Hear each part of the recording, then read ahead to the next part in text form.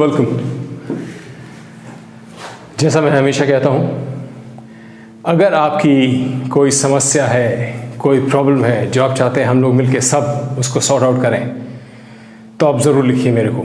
लिखेंगे कहाँ? नीचे दिए हुए जीमेल आईडी पे questionjeet@gmail.com। और अगर आपकी कोई अचीवमेंट है जो आप दुनिया से शेयर करना चाहते हैं, या आप कोई सोल्यूशन देना चाहते हैं किसी क्वेश्चन का, किसी क्वेरी का जो लोग पूछते हैं उसका सोल्यूशन देना चाहते हैं, कोई आपका अच्छा बेहतर सोल्यूशन है, तो आप लिखेंगे answerjeet@gmail.com। चलिए आज का एपिसोड शुरू करते हैं। आज एक ना मेरी ज़िंदगी में लाइव वायर है यार, और वो मेरी ज़िंदगी से चल रही है लाइव वायर साथ साथ। जब भी मैं उसको छूँगा ना, बड़ा जोर का शौक लगता है मेरे को। आज वही शौक लगा है मेरे को, बड़ी जोर का। लेकिन हम हार मानने वालों में से थोड़ी है, क्यों? Let's start today show. तो टुडे आज की कहानी, आपकी पिछली दो कहानी आपको याद होंगी, बिल्कुल रैग्स टू रिचेस वाली कहानी, बिल्कुल जीरो से हीरो वाली कहानी। एक जो खाना इकट्ठा करके लोगों से मांग के खाना अपनी फैमिली को खिलाया करते थे, और आज 100 करोड़ का धंधा और आईपीओ की बात करते हैं। और दूसरे एपिसोड में जो आपने याद होगी अगर आपको कहानी, जहाँ की एक इंसान जो कि इतना पैसा, जो पहली नौकरी 50 रुपए की मिली थी जिसको, वो आज अपना एक 20% स्टेक बेचता है अपने बैंक में 20,000 करोड़ का। आज तीसरी कहानी बड़ी ही इंस्पायरिंग है, बड़ी ही इंस्पायरिंग है यार, और आपको ये कहानी जीनी है। डॉक्टर विजय संकेश्वर हैं आज आप। नॉर्थ कर्नाटका से गादग जगह से आप बिलोंग करते हैं, पैदाइश आपकी गादग में हुई। आपके जो पेरेंट्स थे, जो फैमिली बिजनेस था आपका प्रिंटिंग का था। जैसे ऑफसेट प्रिंट वगैरह होते हैं ना, वैसे प्रिंटिंग मशीन लगा रखी थी आपने, और आपके पेरेंट्स ने, रादर आपने नहीं, और वो एक फैमिली बिजनेस था। तो आपको यानी कि विजय जी को कहाँ संतुष्टि थी उससे? अपना बिजनेस दिया अपने परिवार वालों को, बोला तुम हैंडल करो भाई बहनों, मुझे तो कुछ बड़ा करना है। अब बिजनेस शुरू करने के कई तरीके होते हैं। एक होता है भाई मेरा इंटरेस्ट इस चीज़ में है तो मैं ये चीज़ करूँगा। दूसरा होता है कि भाई आजकल मार्केट ट्रेंड इस चीज़ का है तो आज मैं ये करूँगा। तीसरा है कि आप एक अमाउंट फिक्स कर लो कि भाई मेरे को इतने का धंधा शुरू करना है। मान लो मेरे पास 50 लाख रुपए हैं, मेरे पास 10 लाख रुपए हैं, मेरे पास 50,000 रुपए हैं, जितना भी है, एक अमाउंट से मेरे को धंधा शुरू करना है, और फिर आप उस अमाउंट के धंधे ढूंढो। तो यही उन्होंने करा विजय जी ने। इनके पास सारा उधारी जो ले सकते थे, जो इनकी बोरोइंग थी वो ले सकते थे, वो उनका टोटल पड़ता था करीब 1.25 लाख रुपए। तो 1.25 लाख रुपए का धंधा शुरू कर सकते थे ये। तो बड़े सारे बिजनेस इवेल्युएट करने के बाद जो उन्होंने शॉर्ट लिस्ट करके जो निकाला धंधा, वो धंधा था ट्रक चलाने का, यानी कि ट्रांसपोर्टेशन का। तो डिसाइड तो कर लिया। अब जैसे कि सब करते हैं, एक डिसीजन के बाद दूसरा स्टेज आता है कि भैया लोगों से बात तो कर लो, क्या धंधा है, कैसा है, करने तो जा रहे हैं हम। बड़े लोगों से बात करी, जो इस धंधे में थे और जो नहीं थे, सब ने मना करा। कहता ये अंधा धंधा है भाई, इसमें मत घुसना। अंधा धंधा मतलब कैसे? आपकी अगर फैक्ट्री है, आप फैक्ट्री में सामने देख रहे हो क्या हो रहा है, आपका रॉ मटेरियल आ रहा है, प्रोडक्शन हो रहा है, कुछ गलती है तो रोकी, आपने ठीक करी, चलो। आपका अगर स्टोर है तो आप स्टोर के सामने देख रहे हो, प्रोक्योर करा, सामान आया, कैसे रिटेल, कितने का बिचा, क्या बिका, सारा है आपके पास सामने हो रहा है। पर इस धंधे में ना आपके सब कुछ पीछे हो रहा है। और ये मैं बात कर रहा हूँ 1976 की। तब मोबाइल फ़ोन भी नहीं थे। तो एक बार आपका ट्रक गया तो गया, फिर आपका जो ड्राइवर है वो आपको फ़ोन करके बताएगा कहाँ पहुँचे, क्या हो रहा है, कैसे कैसे, आप उसको उस पर भरोसा करोगे टोटली, और कुछ नहीं कर सकते। तो लोगों ने बड़ा मना करा यार, ये इस धंधे मत जाओ, किसी कुछ और कर लो। लेकिन इन्होंने ठान ली थी करना तो यही करना है। तो शुरू करा इन्होंने ये धंधा। पहुँचे ये हुबली। हुबली पहुँचने से पहले थोड़े थोड़े इन्होंने ट्रांसपोर्ट के ठेके लिए थे, जिसमें इनको बड़ा लॉस हुआ था। बट हुबली एक बिजनेस सेंटर था, एक बिजनेस हब था, तो इन्होंने कहा वहाँ जाके स्टैब्लिश करना चाहिए अपने आप को। गुड डिसीजन, राइट डिसीजन कि भाई जहाँ धंधा है वहाँ चलो यार, वहाँ से धंधा लो। तो इनके साथ इनके फादर पहुँचे, जहाँ इन्होंने किराए पे घर लिया था, और किराएदार से मिले। किराएदार से कहते हैं भैया ये देखो, ये मेरा एक पोस्ट कार्ड दे रहा हूँ मैं आपको, इसमें एड्रेस लिखा है मेरा, अगर कभी ऐसा हो कि आपको 2 महीने तक रेंट ना मिले तो आप मेरे को पोस्ट कार्ड ड्रॉप कर देना, मैं आऊँगा, आपको 2 महीने का रेंट दूंगा, इसको लेके चला जाऊँगा। मतलब फादर वॉज सो श्योर कि ये फेल होगा, पक्का था उनको कि ये होगा, मैं आके लेके चला जाऊँगा इसको। तो खैर विजय जी ने कभी भी नेवर एक दिन भी डिले नहीं किया अपना रेंट, एक दिन भी डिले नहीं किया है, ना देना तो छोड़ ही दो। तो धंधा हुआ शुरू वहाँ से। तो वहाँ से हुबली के आसपास बेंगलोर वगैरह जो जगह हैं वहाँ गए, ऑफिसेज में गए, एफएमसीजी कंपनीज में गए कि भैया मेरे को धंधा दे दो, नया ट्रक का काम शुरू करा है, ट्रांसपोर्टेशन का काम है, कुछ धंधा दो मेरे को। सबने मना कर दिया, नया प्लेयर है, नए प्लेयर पे कोई भरोसा करता भी नहीं, हज़ारों करोड़ों रुपए का माल होता है, कोई भरोसा करता भी नहीं है।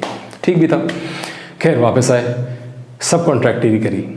वहाँ पे इनको एक चीज़ उन्होंने इस्टेब्लिश कर लिया अपने आप को कि भाई ये इंसान ऑन टाइम डिलीवरी का मास्टर है, कि भाई अगर इसको माल हैदराबाद पहुंचाना है और 3:15 बजे डिलीवरी है इसकी, तो 3:15 के 10 मिनट पहले ही पहुंच जाएगा ये हैदराबाद, जहाँ भी डेस्टिनेशन XYZ जो भी जगह है। तो इनका बड़ा नाम हुआ। अगर आपको ट्रांसपोर्ट का बिजनेस करना है ना, तो एक ही चाबी है इसकी, टाइम। टाइम पे हर चीज़ करो, टाइम पे माल निकालो, टाइम पे माल डिलीवर करो, सक्सेसफुल गारंटीड। तो इनके जब ऐसा नाम हुआ, मार्केट में नाम फैला, सर्कल में नाम घूमा, तो जिन कंपनी के पास ये जाया करते थे कंपनी इनके पास आनी शुरू हुई कि भैया हमारा ले जाओ माल। तो बस वहाँ से जो गाड़ी चली तो चली, और ऐसी चली कि रॉकेट, कहता हूँ ना मैं, जब दिमाग से एक बार वो फेलियर का डर निकल जाए तो आप रॉकेट हो, हम सब रॉकेट हैं। बन गए रॉकेट वो भी। आज 2000 करोड़ का टर्नओवर है इनका। VRL लॉजिस्टिक्स नाम से कंपनी है इनकी, देखना कंप्यूटर पे गूगल पे सर्च करना VRL लॉजिस्टिक्स। VRL लॉजिस्टिक्स के नाम से कंपनी है इनकी। 2000 करोड़ का टर्नओवर है, 4500 छोटी बड़ी गाड़ियां हैं इनके पास। फिर इन्होंने अपना एक कन्नड़ा पेपर निकाला। इससे पहले एक निकाला था उन्होंने, जो चला के इन्होंने बेनेट कोलमैन कंपनी को यानी टाइम्स ऑफ इंडिया को बेच दिया था। फिर उन्होंने निकाला और आज वो भी नंबर 1 है। That daily, Kannada daily is today number 1। तो एक सक्सेसफुल मैन ना सोचता अलग तरीके से और उसकी परसेप्शन अलग होती है। विजय जी कहते हैं मैंने कभी कोई रूल से काम किया ही नहीं, हमेशा अपना रूल बनाया और अपनी तरीके से करा, लेकिन कॉन्फिडेंस था कि सक्सेस रहूँगा। इनको पद्मश्री से अवार्ड किया गया, इनको डॉक्टरेट दी गई है कर्नाटका यूनिवर्सिटी से। तो है ना चैंपियन आदमी। तो जब भी कभी आपको डाउन फील करो या लो फील करो, ये कहानियाँ, इसलिए मैं आपको कहता हूँ आप ये कहानी के अंदर घुसो और इसका अंग बनो, ये इसका जो मेन कैरेक्टर है वो बनो, ताकि आपको ये कहानी याद रहे, दिमाग में बस जाए आपके ये कहानी। तो आज आप थे विजय संकेश्वर, जो आज 2000 करोड़ का टर्नओवर की कंपनी चला रहे हैं, 4500 छोटी बड़ी गाड़ियां हैं। तो याद रखना दोस्त ये कहानी।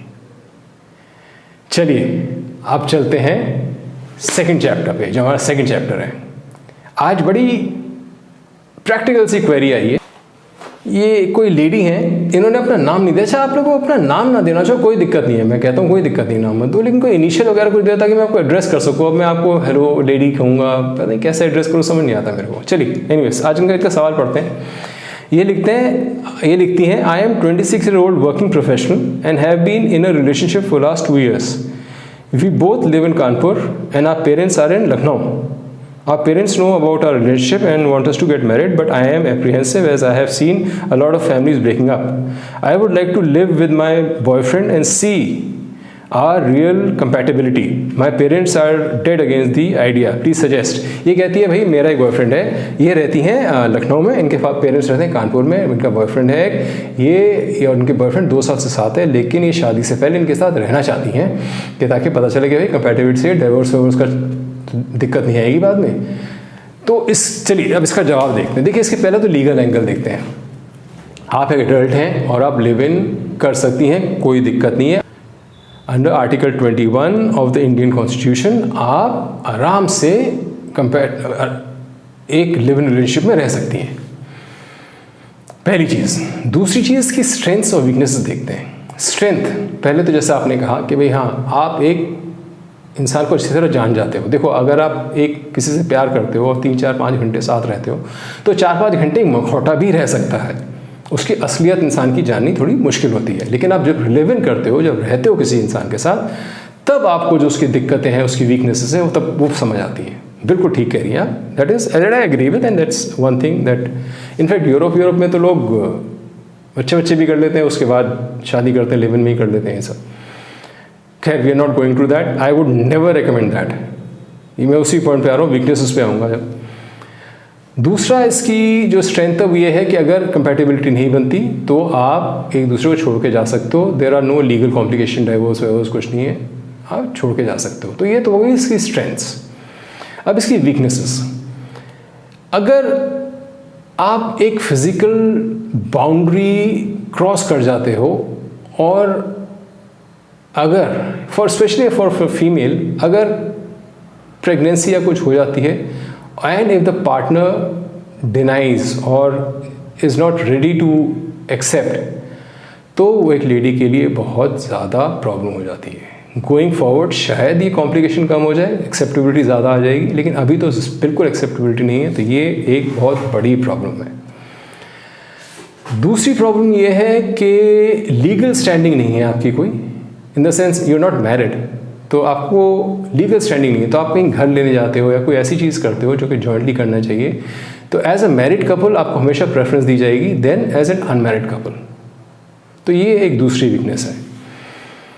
तो ये है स्ट्रेंथ्स और ये है इसके वीकनेसेस। अब आप एक लिव इन भी होता तो एक कमिटमेंट ही है, चाहे लीगल फाउंडेशन नहीं होती, लेकिन कमिटमेंट तो है लिव इन में भी। तो लिव इन से भी पहले आप एक इंसान को अच्छी तरह जान पहचान लो, जितनी अच्छी तरह बाहर से आप जान सकते हो उसको जान लो। Know him her as well as you can before you get into a live in relationship. आपको और डिस्कवर करने को मिलेंगी चीज़ें, लेकिन इतना होना चाहिए कि लिव इन से पहले मैं जितना बेस्ट जान सकती हूँ उसको जान लूँ। कम से कम 1-1.5 साल उसके साथ आप एक दोस्ती बनाए रखो। और लिव इन में ज़्यादा से ज़्यादा 3-4 मैक्सिमम 5 महीने लगने चाहिए, उससे ज़्यादा नहीं, to know him inside out. तो मैंने आपको स्ट्रेंथ्स बताई, आपको वीकनेसेस बताए, और आपको ये बता दिया कि मेरा पॉइंट ऑफ व्यू क्या है। सही गलत मैंने कुछ नहीं कहता, I never make a decision. Decision is yours. Okay? Now you have to decide if you know this boy enough to live with him and you trust him enough that he'll continue living with you or not. And then you can live in and know him better. I hope I've answered your question. अगर नहीं होता है, कुछ और query है तो write back यार, I'll get back to you again. That's what I promised you. अच्छा दोस्त, लाइक सब्सक्राइब ज़रूर करना है। ये जो प्रॉब्लम है ना, ये आपकी इस लेडी की अकेले की नहीं है, हज़ारों की हो सकती है। तो आप सबको, जो भी देखता है उसकी किसी रिलेशन की, किसी जान पहचान की, किसी की भी हो सकती है ऐसी प्रॉब्लम, तो आप उसको एडवाइस कर सकते हो, जितने को ज्वाइन करा सकते हो कराओ। जय हो, till we meet again, adios amigo.